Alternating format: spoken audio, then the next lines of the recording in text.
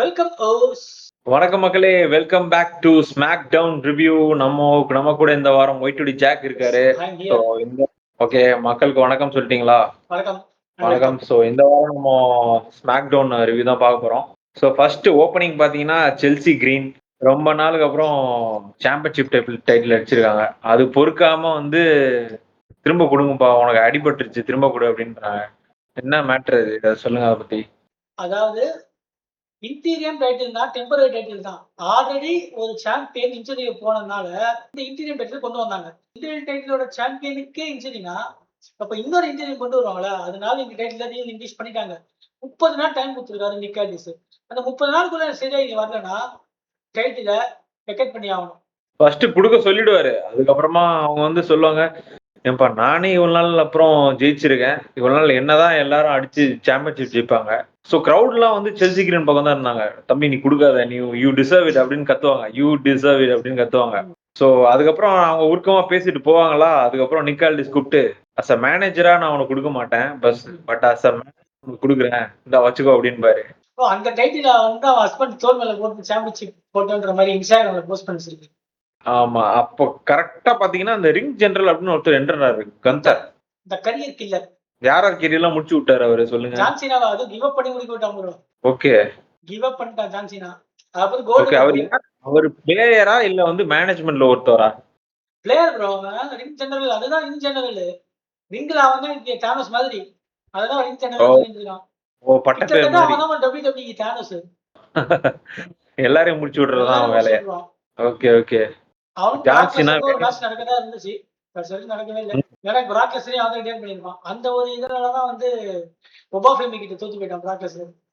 அவர் கெரியர ஓபா fame முடிச்சு விட்டாரு. அப்புறம் ஹஸ்பண்ட் மேட் கார்டோனாவா? ஆமா, மேட் கார்டோனா இந்திய ரெஸ்லிங்ல வந்து நிறைய சாம்பியன்ஷிப்ல இருந்துச்சு. ஒரு இந்தி கார்டு அப்படின்னு அவன் சொல்லிப்பான் அவனே. ஆனா WWE வந்ததுக்கப்புறம் அவன் மொக்க தான் பண்ணிட்டு இருக்கான் இன்னைக்கு வரைக்கும். அவனும் என்னதான் பண்ணி பார்க்கறான், சாம்பியன் வாங்க போறான்றான், அதை வாங்க போறான்றான். உண்மையான ஹஸ்பண்டா இல்ல வந்து ஸ்மாக் டவுனுக்காக அப்படி வச்சிருக்காங்களா? நிஜமான ஹஸ்பண்ட் அவன் தான். Okay okay. ரெண்டு பேருமே பிசினஸ் இருக்காங்க அப்போ. ஆமா, ஓகே ஓகே. அவர்தான் செல்சி கூட வந்தவனே 2 டைட்டில் வின் பண்ணிட்டான். 2 3. இப்போ இவன் பாருங்க ஒண்ணு வின் பண்ணல. சோ இவனுக்கும் கந்தருக்கும் மேட்ச் நடந்தது. ஆனா கந்தர் வழக்கம் போல டேப் டவுன் பண்ணி, அவர் என்ன இது பின்னே போட மாட்டாரா? ஃபுல்லா வந்து டேப் டவுன் தான் ட்ரை பண்றாரு. இல்ல இந்த மாதிரி சின்ன சின்ன ஆளுங்க சப்மிஷன் போட்டு கெத்து காமிப்பாரு. ஆனா ஆக்சுவலா சில பேர் அவனை கந்தர்னு கூப்பிடுறாங்க, சில பேர் குந்தர்னு கூப்பிடுறாங்க. அவனே குந்தர் தான் சொல்லிக்கிறான். ஆனா சில பேர் அவனை கந்தர் தான் கூப்பிடுறாங்க. ஓகேங்க. சோ நெக்ஸ்ட் மேட்ச் போயிடலாம். ஃபர்ஸ்ட் மேட்ச்ல வந்து தான் நம்ம சப்மிஷன் கொடுத்து ஜெயிச்சிட்டாரு கந்தர். நெக்ஸ்ட் பாத்தீங்கன்னா Baron Corbin and Carmelo Hayes United States சாம்பியன்ஷிப்பா?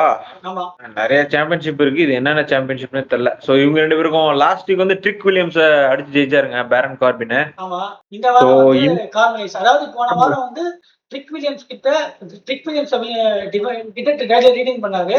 Back ஸ்டேஜ்ல கார்மெலைஸ் அடிச்சு அடுத்த வாரம் உனக்கு எனக்கு மேட்ச் சொல்லியிருக்காரு. அதே மாதிரி இந்த வாரம் கார்மெலைஸ பேரன் கார்பின் வின் பண்ணதுக்கு அப்புறம் ட்ரிக் வில்லியம்ஸ் வந்து அவர் அட்டாக் பண்றாரு. திரும்ப அடுத்த வாரம் மேட்ச் நடந்து திரும்ப கார்மெலைஸ் அட்டாக் பண்ணுவாரு.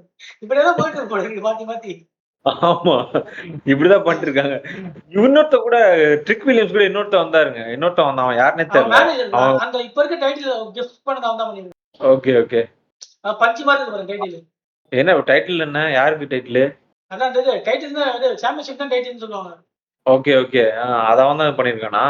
நான் ரெடி பண்ணது. Okay okay. சோ நெக்ஸ்ட் பாத்தீங்கன்னா Kevin Owens and CM Punk. ஆமா, Kevin Owens versus CM Punk. இது வந்து கொஞ்சம் டீடைலா நம்ம பேசணும். ஏன்னா ரொம்ப நேரம் பேசிட்டு இருந்தாங்க ரெண்டு பேரும். 20 இயர்ஸ் பகையாமே ரெண்டு பேருக்கும். ஆமா, 20 வருஷம். சொல்லுங்க சொல்லுங்க அப்படின்னு சொல்லிட்டு ஒரு இது இருக்கு. அதுல பாத்தீங்கன்னா சிஎம் பங்க் வந்து கெவின் ஓவன்ஸ் அசிங்கப்படுத்துற மாதிரி ஒரு வீடியோ இருக்கு. ஓகே, அந்த கிளிப்பிங் கடைசியா எடுத்து போடுறேன் நான். Okay okay. இன்னைக்கு என்ன வாக்குவாதம் சொல்லுங்க. ஆமா, வழக்கம் போலதான். என்னன்னா நீ வந்து நீ ஸ்டார்டிங்ல எப்படி இருந்தியோ நீ அப்படியேதான் இப்பவும் இருக்க அப்படின்னு வந்து சிஎம் பங்க் வந்து சொல்லுவாரு கெவின் ஓவன்ஸ். அதே மாதிரி நீ வந்து தெரியும், நீ ஒரு டஃப்பான கை தான். பட் ஆனா நீ ஒரு ஹார்ட் ஒர்க் போடல, எதுக்குமே ட்ரை பண்ண மாட்டேன்ற, ட்ரை பண்ணாம நாளுக்கு நாள் இம்ப்ரூவ் ஆகிற ஸ்டெப்ஸ் எல்லாம் நீ எதுவுமே எடுக்க மாட்டேன்ற, அதனாலதான் நீ அப்படியே இருக்க அப்படின்னு சொல்லுவான். ஸோ கெவின் ஓவன்ஸ் அதுக்கு திரும்ப சொல்லுவான், அங்க பேர் யார் உன்னை ரெஸ்பெக்ட் பண்ணாலும் சரி, நீ ஃபர்ஸ்ட் இருந்ததுக்கும் இப்ப இருந்ததுக்கும் மாறி இருக்க. பட் ஆனா நான் உன்னை வந்து எனக்கு பிடிக்கவே பிடிக்காது. அதான் ஐஐடி நான் வந்து இப்போ எத்தனை பேர் வெறுக்கிறான்னு தெரியல சிஎம் செக்ஷுவலிஸும் ஐஐடின்றான், ட்ரூ மகேந்திரா ஐஐடின்றான். அதுதான் எனக்கு புரியல. ஏன் சிஎம் பங்க வந்து ஏன் இவ்ளோ இவ்ளோ வெறுக்குறாங்க எல்லாரும்? ஏன்னா ஃபர்ஸ்ட் அவர் இருந்த டெர்ம்ஸ் சரியில்லையோ? வித்தின் ஸ்மாக் ஆமா டவுன். ப்ரோ. முன்னாடி வந்து அந்த பைப் பாம் அப்படின்னு பைப் பாம்க்கு அப்புறம் தான் ஹிட் ஆனா சிஎம் பங்க் பயங்கரமா குறை சொல்லிட்டே இருக்குது. ஓகே. அதுதான் அதான் பிக்சர் ஏதோ குறை சொல்லிட்டு சொல்றாரு, தானே CM Punk is the locker room cancer அப்படின்னு.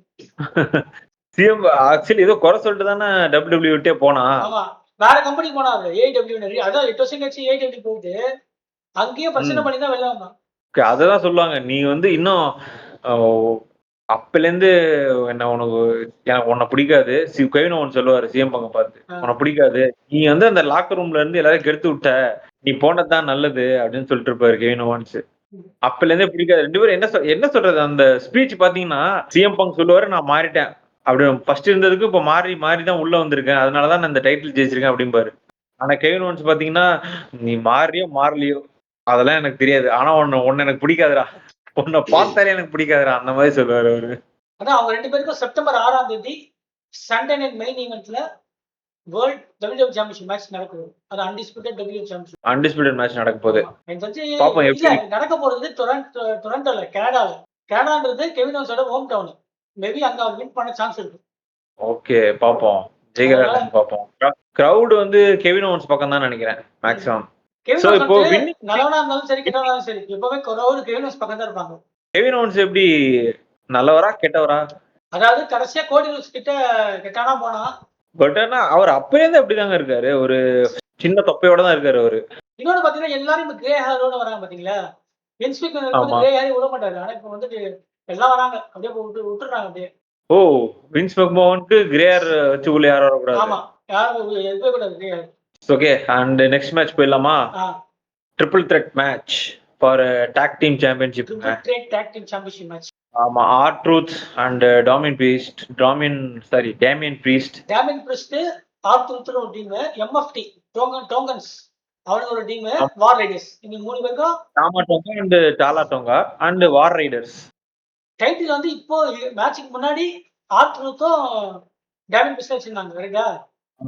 ஆமா ஆமா அவங்க தான் வச்சிருந்தாங்க. பட் மேட்சுக்கு அப்புறமா வந்து எம்எஃப்டி வாங்கிட்டாங்க. ஆனா ஒரு மொக்க ஃபினிஷர் இது. என்ன பவர் பாம் தாங்க. அது பவர் பாம்பு இங்க இருந்து தூக்கி கொடுக்குறான், அப்புறம் அங்க இருந்து புடிச்சு சப்போர்ட் வேற கீழே போடுறது.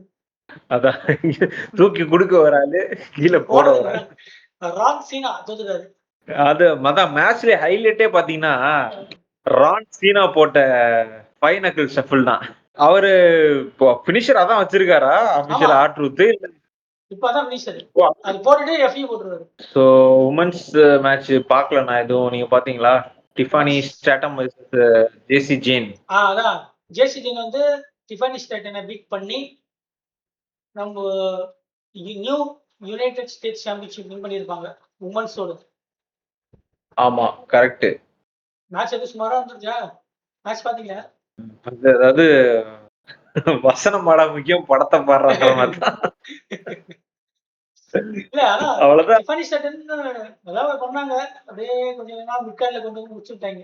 ஆமாப்பா அதுல ஸ்டோரி எல்லாம் இன்ட்ரெஸ்டிங்கா ஃபாலோ பண்ற மாதிரி இருக்கான்னு தெரியல மேபி.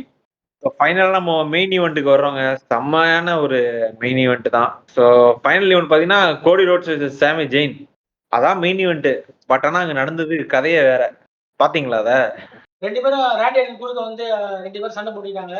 பாவம் சாமி ஜெயின் அப்பதான் இன்ட்ரோடக்ஷன் சாங் எல்லாம் போட்டு உள்ள வராரு. டப்னு இவர் உள்ள வந்து கோடி ரோட்ஸ் அடிச்சு போட்டு அதெல்லாம் பண்ணிட்டாரு. அவர் என்ன பண்ணாரு? அழுதுட்டே இருந்தாரு. நான் போகணும்டா, நான் விளையாடணும்டா. ரெஃப்ரி தம்பி நீ பேசாம இருப்பா தம்பி, பேசாம மூட்டு ஓரத்துல நெல்லு. அவனுக்கு 2 பேரும் வெறி கொண்டு சண்டை போட்டுருக்கான். நீ குறுக்க போனா அவ்வளவுதான் அப்படின்னு. அதான் சொல்லலாம்னு வந்தேன். 2 பால்ல உத விட்டுருவாரு. அடிச்சு அவரை கீழே தள்ளி போட்டு இவரு சேர் எடுத்து அடிக்க ஆரம்பிச்சிருவாரு கோடி. நெக்ஸ்ட் வீக் நான் திரும்ப அதே சிஎம் கெவின் ஓவன்ஸும் மைக்ல சண்டை போட்டுப்பாங்க. ராண்டி ஆர்டன் கோடி ரோட்ஸும் வந்து மெயின் ஈவென்ட் இதே மாதிரி சண்டை போட்டுப்பாங்க. சாமி ஜெயின் புலம்புவாரு. பின்பெல்லாம் பேக் சைடுல காமிப்பாங்க. டாக்டிக் மேட்ச் இதே அந்த 6 பேருக்குள்ள வேற யாருக்கா நடக்கும். அதான் இப்பெல்லாம் வியூவர்ஸ் சொன்னீங்கன்னா அப்புறம் நம்ம செக்மெண்ட்டையும் பார்க்க மாட்டாங்க. சரியா? ஏதாவது இன்ட்ரெஸ்டிங்கா சொல்லுங்க வியூவர்ஸ்க்கு. இல்ல இப்போ ஸ்மாக்டவுன்ல வந்து அதான் இந்த இதான் சூடு போயிட்டு இருக்குது. கெவின் ஓவன்ஸ், சிஎம் பங்க், ராண்டி ஆர்டன், கோடி ரோட்ஸ், சாமி ஜெயின், குந்தர். இந்த 6 பேரு என்ன வேணா நடக்கலாம். ஓகே. சோ இந்த 6 பேர் வச்சு தான் ஸ்டோரி நெக்ஸ்ட் போகும் இல்ல? ஆமா. புதுசா மேட் கடன உள்ள வந்திருக்காரு குந்தர் கூட. ஆனா இவங்க எல்லாரோட தகராறு பண்ணிட்டு இருக்காங்க குந்தர். ஆமா எல்லாரோட கவர் பண்றாரு. இப்போ பாத்தீங்கன்னா இப்போ மெயின் ஈவென்ட் எப்பங்க சாரி இந்த சம்மர் ஸ்லாம் இதெல்லாம் எப்ப நடக்கும்? 3 மந்த்ஸ் ஒன்ஸ் எப்படி அது நடக்கும்? அது சொல்லுங்க. சம்மர் வருஷத்துக்கு ஒண்ணு தான். அத முடிச்சு எல்லாரும் முன்னாடி. ஓகே வருஷத்துக்கு ஒண்ணு தான் சம்மர் ஸ்லாம். அடுத்து வந்து மணி இன் தி பேங்க் வரப்போகுது. மணி இந்த பேங்க்கும் வருஷத்துக்கு ஒண்ணு தானா? ஆமா. அந்த main Saturday night main event அது மட்டும் தான் வருஷத்துக்கு 4 நடக்கும்னு நினைக்கிறேன். சரி ஓகே. இந்த வாரம் ரிவ்யூ நம்ம முடிச்சிட்டோம். ம். ஓகே. ஸோ வியூவர்ஸ்க்கு வந்து நெக்ஸ்ட் வீக் நம்ம சந்திக்கலாம். அதுவரை நம்ம அப்ப Bye. அந்த சேனல் போயிடலாம். ஓகே. Bye Bye. ஃப்ரம் புவி.